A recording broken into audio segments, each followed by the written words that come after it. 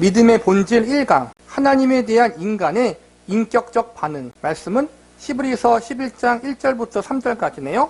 믿음은 바라는 것들의 실상이요 보이지 않는 것들의 증거니 선진들이 이로써 증거를 얻었느니라. 믿음으로 모든 세계가 하나님의 말씀으로 지어진 줄을 우리가 아나니 보이는 것은 나타난 것으로 말미암아 된 것이 아니니라. 언젠간 이야기한 대로 저는 믿는 가정에서 모태 신앙으로 자라났습니다.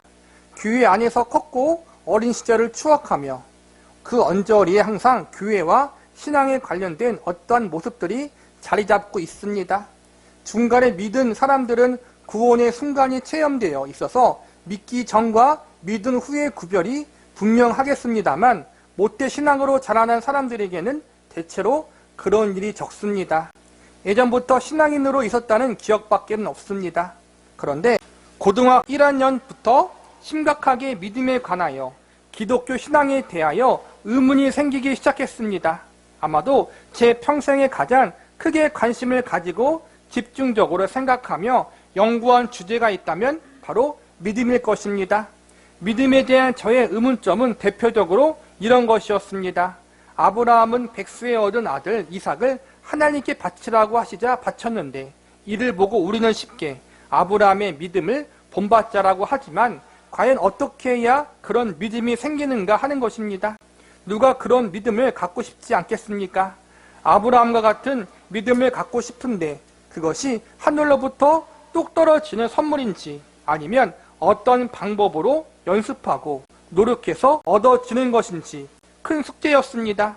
그런데 그것을 하나님의 열심이라는 책을 쓸 때 아브라함의 믿음을 풀면서 한 고비를 넘겼고 이제 이 믿음에 관하여 드디어 믿음의 어떤 부분이 선물이며 어떤 부분이 책임인지를 하나님이 깨우쳐 주셔서 이 글을 쓰게 되었습니다.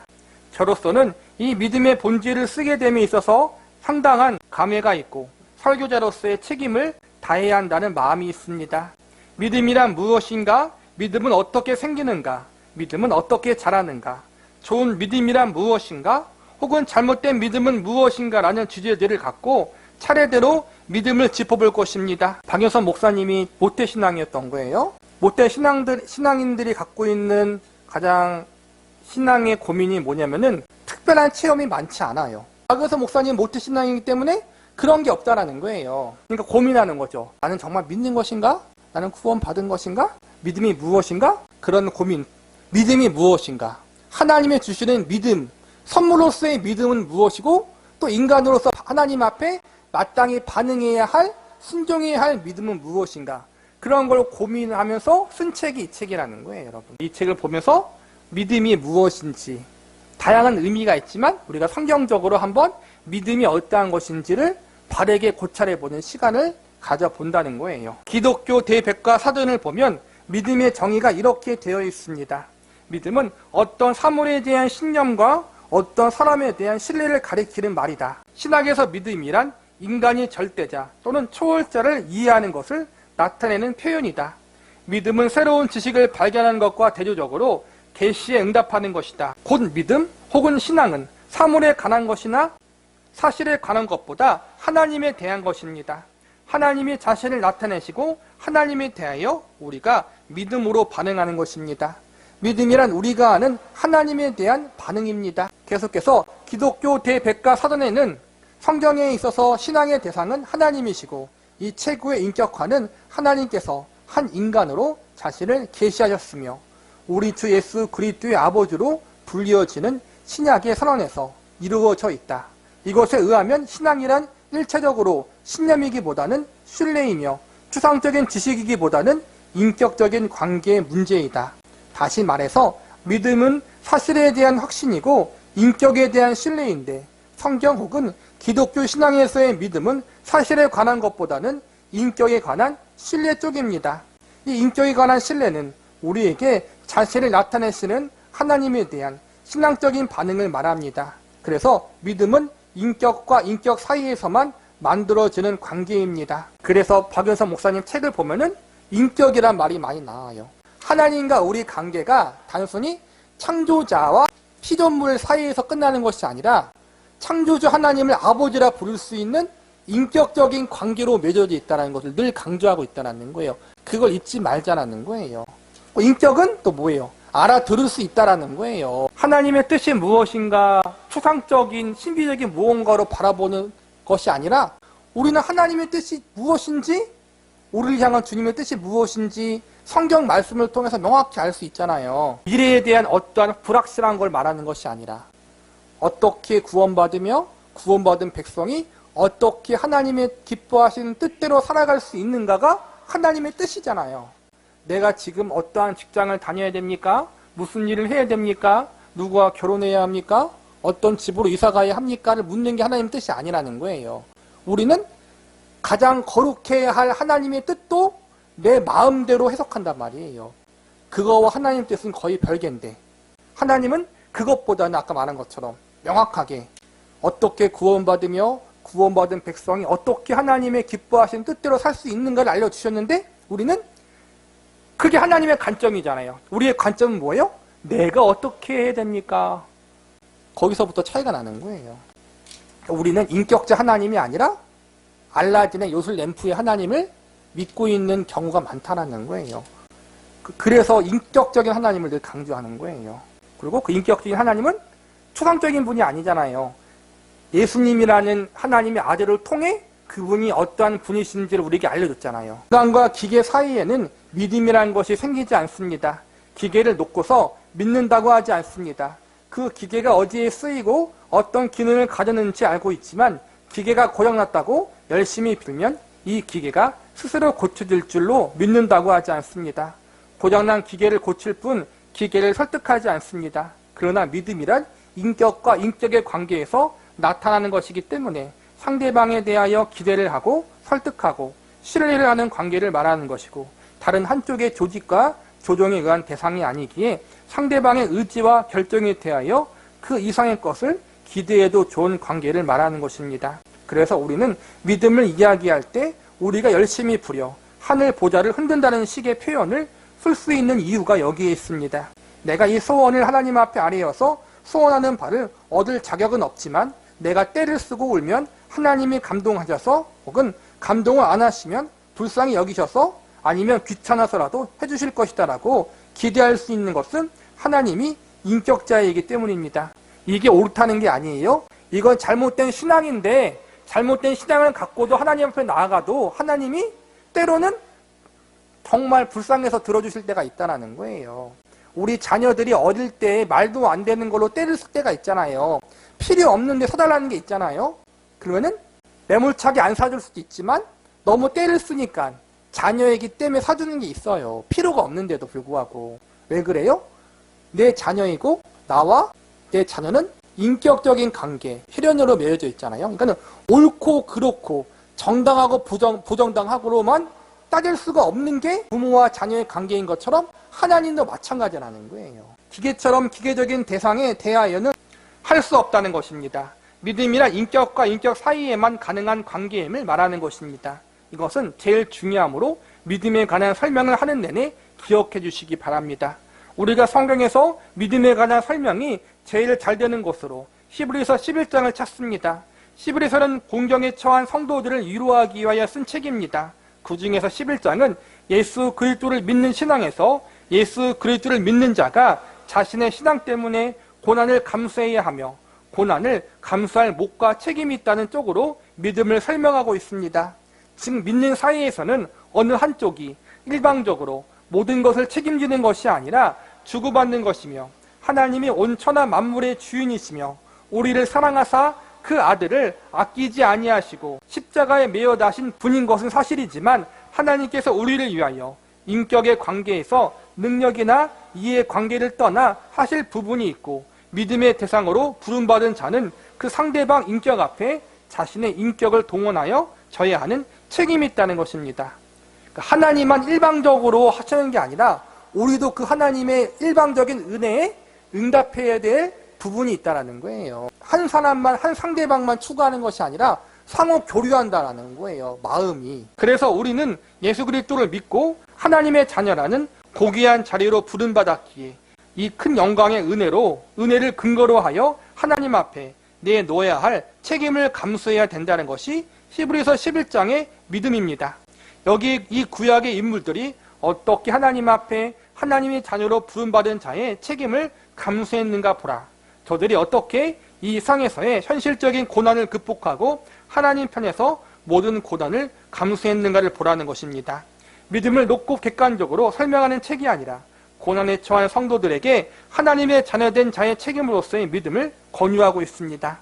믿음의 책임이 요구될 때에는 믿음이 인격과 인격의 관계에서 그렇다는 것이 히브리서 11장에 나타나기 때문에 바로 이런 시각에서 우리가 찾아보고 믿음에 관한 이해를 돕는 필요한 근거를 삼습니다. 3절을 봅시다. 믿음으로 모든 세계가 하나님의 말씀으로 지어준 줄을 우리가 아나니 보이는 것은 나타난 것으로 말미암아 된 것이 아니니라. 하나님이 세상을 말씀으로 창조하셨다고 강조합니다. 말씀으로 창조하셨다는 것은 이미 있었던 물건을 가지고 무슨 작품을 만든 유물론이 아니라는 것입니다. 물건이 먼저 있었고 후에 하나님이 등장해서 그 물건을 가지고 무엇을 만드셨다가 아니라 없는 데서 있게 하셨다라는 것입니다. 그러나 여기 무에서 유를 창조했다는 표현에는 하나님이 말씀으로 천지를 창조하셨다는 표현과 함께 이 창조주가 인격자라는 뜻이 담겨 있습니다. 하필 하나님이 왜 말씀으로 창조하셨을까? 첫 번째는 그만큼 하나님이 능력이 있는 분이라는 것이고 동시에 하나님이 인격자라는 거예요. 말은 들으라고 하는 거잖아요. 그렇죠? 그래서 하나님이 우리에게 하나님 자신을 계시하셨어요? 말씀으로 계시하셨잖아요. 성경 말씀을 통해서. 말이라는 것은 어느 인격에게 설명하는 방법입니다. 자동문은 앞에 무엇을 놓이면 말 그대로 자동으로 열립니다. 인격자가 아니라도 물건을 앞에 갖다 놓거나 강아지가 와도 그냥 문이 열립니다. 그러나 하나님은 세상을 그렇게 만들지 않으셨습니다. 말씀으로 만드셨다는 것은 하나님이 말씀을 하신다는 것입니다. 말씀이라는 것은 인격자에게서 하는 하나의 의사소통이고 그것을 발언하시는 이도 인격자라는 것입니다. 말씀으로 천지를 창조하셨다는 것은 하나님이 어떤 분이냐에 관한 것입니다. 우리는 하나님을 하나님의 법칙, 하나님의 심, 인격이 없는 개념, 질서 등으로 생각할 때가 많습니다. 특히 성령을 논할 때 성령 하나님이 인격적 존재라는 것을 자꾸 놓치고 사물로 보거나 어떤 심과 원칙으로 삼아 성령 하나님을 자꾸 조작하여 성령의 무슨 은사를 발아내려고 합니다. 하지만 이렇게 되면 하나님께서 말씀으로 천지를 창조하셨다는 말이 갖는 뜻을 1차적으로 놓치는 것입니다. 히브리서 11장에 믿음에 대한 정의가 나옵니다. 믿음은 바라는 것들의 실상이요 보이지 않는 것들의 증거니. 우리에게 믿음은 자신이 소원하고 자신이 기대하는 것에 대한 자신의 암시입니다. 잘못된 우리의 믿음을 이야기하는 거예요. 지금 될 줄로 믿습니다. 되기를 바랍니다.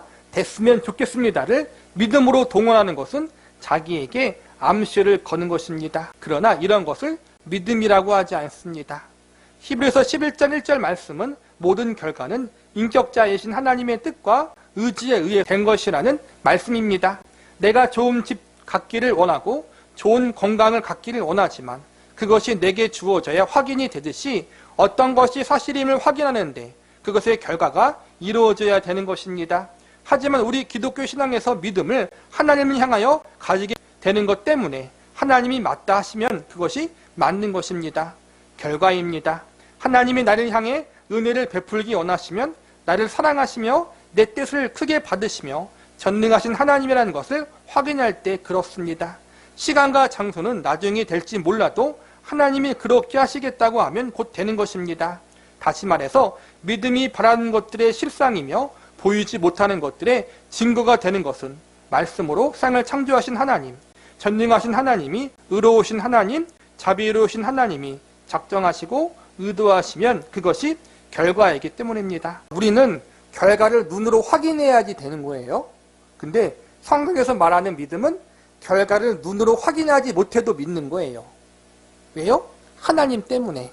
하나님 신뢰하기 때문에 당장 눈에 보이지 않지만 하나님의 말씀의 약속을 믿는 거란 말이에요. 하나님이 우리를 사랑하시고 하나님이 우리 인생과 운명을 책임지시고 내세와 현세의 삶을 주장하신다.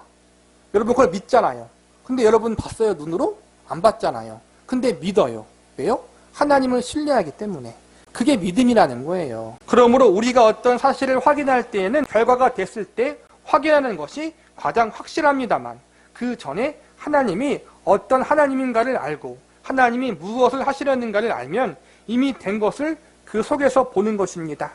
믿음으로 본다는 것은 믿음이 하나님이 어떤 분이시며 무엇을 하시기를 원하시며 어떻게 하시려고 하는가를 알게 함으로 그 결과들을 하나님 안에서 다 보는 것입니다. 아까 말한 것처럼 저와 여러분이 예수님을 믿으면 예수님을 구세주로 영접하면 하나님을 아버지라 부르고 천국을 영원한 기업으로 얻을 것을 믿잖아요. 천국 안 가봤잖아요. 안 죽어봤잖아요. 근데 믿어요. 왜 그래요? 하나님이 예수님이 그렇게 약속하셨기 때문에 우리는 당장 천국에 안 가봤지만 천국을 보지 않았지만 그걸 될 것을 믿음의 눈으로 바라보는 거란 말이에요. 찬송하리로다 하나님 곧 우리 주 예수 그리스도의 아버지께서 그리스도 안에서 하늘에 속한 모든 신령한 복을 우리에게 주시되 곧 창세전에 그리스도 안에서 우리를 택하사 우리로 사랑 안에서 그 앞에 거룩하고 흠이 없게 하시려고 그 기쁘신 뜻대로 우리를 예정하사 예수 그리스도로 말미암아 자기 아들들이 되게 하셨으니 이는 그가 사랑하시는 자 안에서 우리에게 거저주시는 바 그의 은혜의 영광을 찬송하게 하려는 것이라. 구원은 언제 이루어집니까? 우리가 예수 그리스도를 믿는 날, 내가 예수 그리스도를 믿기로 작정한 날에 이루어집니다. 그러나 사도 바울은 우리가 예수 그리스도를 믿게 된 것은 예수님이 우리를 위해서 십자가를 지셨기 때문이라고 합니다. 그러면 예수님이 십자가에서 우리를 대신 죽으신 날에 우리가 구원을 얻었습니까? 아니면 훗날 내가 개인의 자유의사로 내가 오늘부터 예수 믿겠습니다라고 작정한 날에 얻었습니까?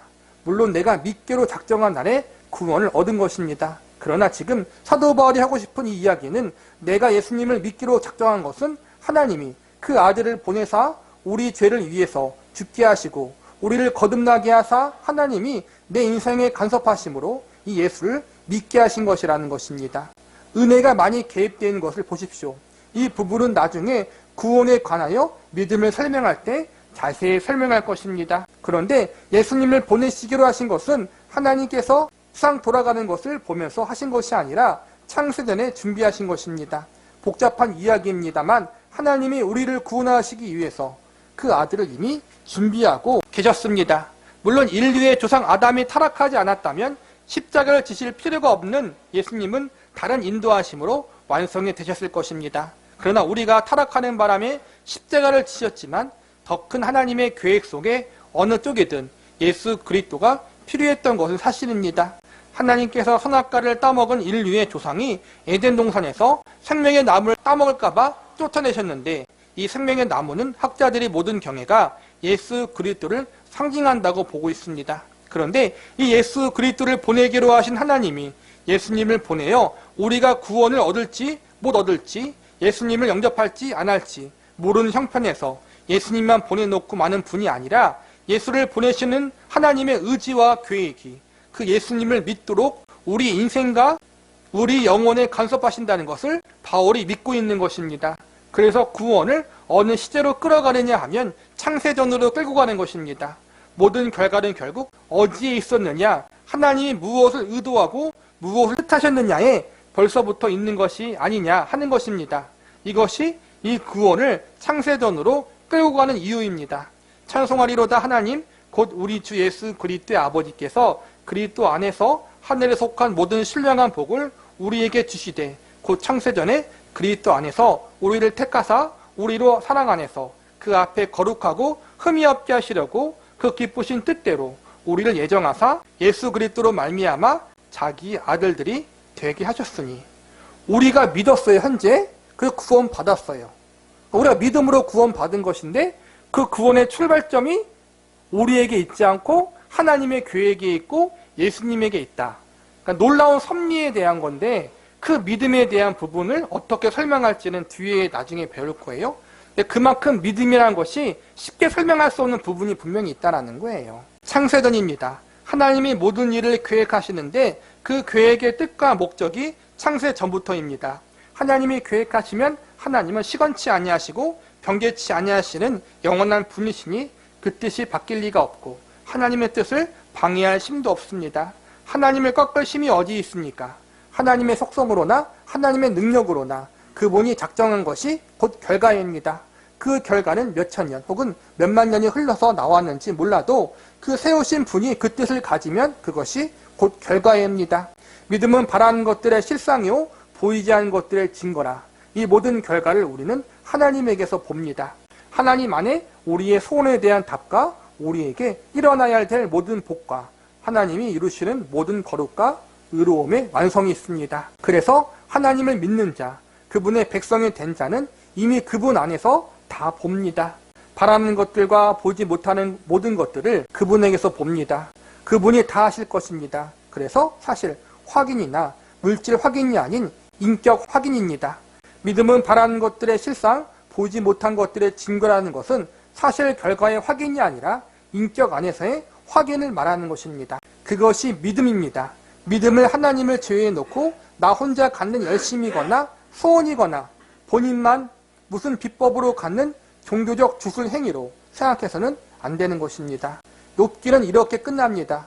욥이 여호와께 대답하여 이르되 주께서는 못하실 일이 없사오며 무슨 계획이든지 못 이루실 것이 없는 줄 아오니 무지한 말로 이치를 가리는 자가 누구이까? 나는 깨닫지도 못한 일을 말하였고 스스로 알 수 없고 헤아리기도 어려운 일을 말하였나이다. 내가 말하겠사오니 주는 들으시고 내가 주께 묻겠사오니 주여 내게 알게 하옵소서. 내가 주께 대하여 귀로 듣기만 하였사오나 이제 눈으로 주를 배움나이다. 그러므로 내가 스스로 거두어 드리고 티끌과 재 가운데 회개하나이다. 처음에 욥은 하나님 도대체 내가 뭘 잘못했다고 이런 고난이 옵니까? 따져봐야겠습니다 라고 하자 하나님이 나타나서 욥아 너는 대장부처럼 허리를 동이고 내가 묻는 말에 대답하라. 그리고 내가 내 우박 창고를 받느냐? 내가 낚시로 악어를 낚을 수 있겠느냐라는 이상한 소리만 하십니다. 이에 욥은 아이고 하나님 내가 까무러칩니다. 내가 주께 대하여 귀로 듣기만 하였사니 이제는 눈으로 주를 배움나이다라고 고백합니다.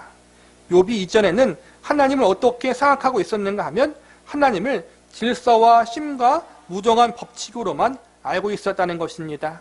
하나님이 인격자가 아닌 것입니다. 내가 선하게 살고 죄를 안 지으면 화를 당할 리가 없다. 이렇게밖에는 하나님을 모르는 것입니다. 그의 신앙은 하나님의 인격적인 관계와 인격적 신뢰가 아니라 잘잘못에 관한 기준이고 그것에 관한 권위일 뿐입니다. 그래서 욥이 말합니다. 내가 뭘 잘못했습니까? 여기에 대해 하나님이 등장하셔서 하시는 말씀이 나는 무정한 법이나 개념이 아니다.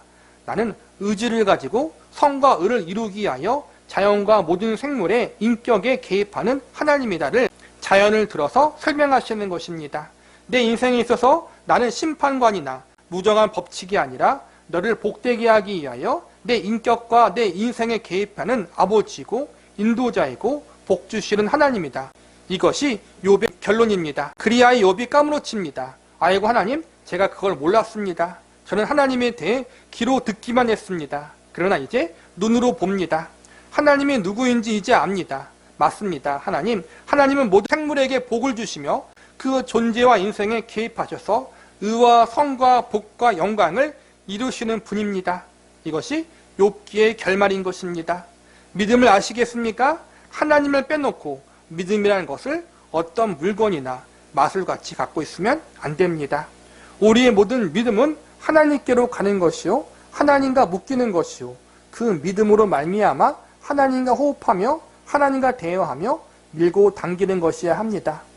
밀고 당긴다는 것이 인격적인 관계라는 거예요. 일방적인 것이 아니라는 거예요. 그러니까 하나님과 상관없이 그러니까 나 혼자 열심을 내는 것이 결코 믿음이 아니라는 거예요. 나 혼자 잘하는 게 믿음이 아니라는 거예요. 늘 하나님과 묶여 있어야 되고 하나님과 엮여 있어야 되고 하나님과 관계를 맺고 있는 그 상태가 믿음이라는 거예요. 그래서 여러분의 모든 믿음의 방향과 목적과 내용과 크기와 심은 전부 하나님과의 관계에 관한 것입니다. 우리로는 알고 있는데 실제로 그게 우리의 삶 가운데 적용되어지고 이해되어지는 건 쉬운 게 아니에요. 아까 말한 것처럼 우리는 본능적으로 하나님을 어떻게 보고 있어요? 알라딘의 요술 램프처럼 보고 있어요. 요술 램프의 요정처럼 알고 있다는 거예요. 하나님을 얼마나 아느냐, 얼마나 깊이 영적 교류가 있느냐는 것입니다. 그렇다고 영적 교류라고 하는 것이 어떤 신비로운 것을 말하는 것은 아닙니다. 우리의 전 인격에 걸친 하나님에 대한 이해와 항복과 닮음을 이야기하는 것입니다. 하나님을 알고 경험하는 게 뭐예요? 인격적인 관계라잖아요. 주님을 닮아가는 것, 주님을 온전히 알아가는 것. 우리는 그 자리에 있습니까? 아니면 나 혼자 그냥 믿고 있는 건지. 그래서 믿음이란 무엇인가? 신앙이란 무엇인가? 우리의 전 인격에 걸친 하나님에 대한 이해와 항복과 닮음, 이거라는 거예요. 욥의 결론을 기억하시고 여러분의 믿음에도 이 항복이 있기를 바라며, 그래서 쫓아가는 더 풍성하고 복된 삶을 누리시기 바랍니다. 내가 알고 있고 내가 믿고 있던 하나님이 내가 생각하는 것 그 이상의 분이시라는 것, 그리고 나도 내가 모르는 사이 하나님에 대해서 잘못되게 생각했던 부분들, 내 잘못된 신앙의 모습들, 이것을 하나님 앞에 내려놓는 게 항복이에요, 여러분. 그 항복이 우리에게 있어야 되고, 그러면 자연스럽게 하나님을 닮아가는 자리에 나아가게 되는 거란 말이에요. 하나님 아버지 은혜를 감사합니다. 하나님은 우리 모든 것입니다. 우리의 생각이시고 우리의 감정이시고 우리의 의지이시며 우리의 성과 의와 거룩과 영광과 완성과 자랑과 보상이십니다. 하나님을 빼놓는 열심히 스스로를 속이지 말게 하시고 우리가 믿음의 열심을 가지고 간절함을 가지고 소원을 가지되 언제나 그것이 늘 하나님을 찾아가며 하나님 안에 들어가며 하나님의 생각으로 찾아 들어가는 정당한 믿음의 달려감과 내용이 되게 하여 주시옵소서. 기도하겠습니다.